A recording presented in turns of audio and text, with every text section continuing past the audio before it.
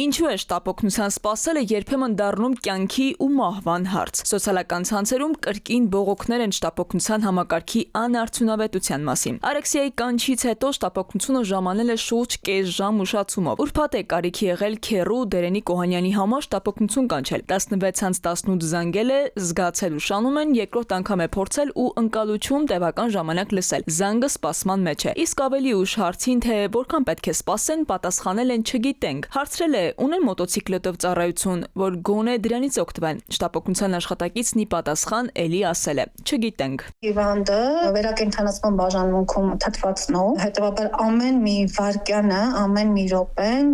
թանկ է քաղաքացու կյանքի եւ առողջության համար։ Համար անընդունելի է, երբ մարդը մի անգամ օրը կանչ տա, միշտ։ Շատերը համակարգիչ չեն, էլի իմ այդ գործելավոճի հետ, որ որոշել է, որ չգնան, չսպասարկեն, մինչև իրանց անհարմարություն տանք, որ հասկանան։ Սովորեն, որ ուղղակի կանչ տան, իրանց ճնշումը չափեն, իրանց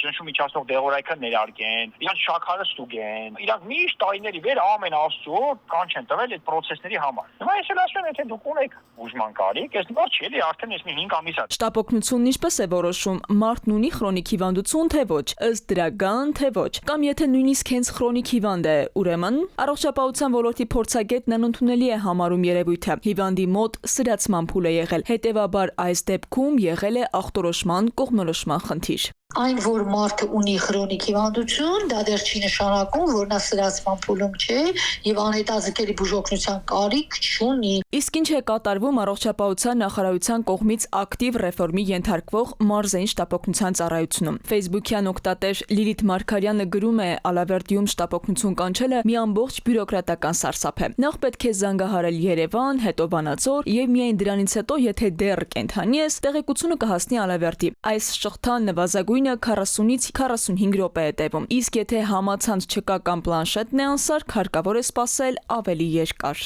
2 օր առաջ 70-ամյա տատիկի համար կանչ էինք գրանցել։ Նա բժշկական կենտրոնից հեռու էր ընդամենը 600 մետր, սակայն չէր կարողանում քայլել։ Կանչից մոտ 20 րոպե անց մենք ինքներս մոտեցանք Ալավերդու բժշկական կենտրոն, հասկանալու, թե ինչու չեն արձագանքում մեր կանչին։ Այնտեղ մեզ հրամցրին իրենց պլանշետը ու հայտարարեցին, որ համացանցի խնդիր կա, չենք կարող ոչինչ անել։ Առողջապահության նախարարությունից չեն հերքում, որ ուշացումներ մարզերում կարող են լինել, բայց ասում են իրենց չեն բողոքել։ Գոյություն ունի չափորոշիչներ դերասահմանում ժամանակի առումով շտապօգնության մեքենան պարտավոր է հասնել դեպքի վայր։ Ոլորտի բյուջեն ավելանում է, սպասարկման որակի հետ ինչ է լինում։ Մարզային շտապօգնության ծառայությունը երբ շտապ տեղ կհասնի, պաշտոնական պերմանենտ պատասխանը ռեֆորմը ընթացքի մեջ է։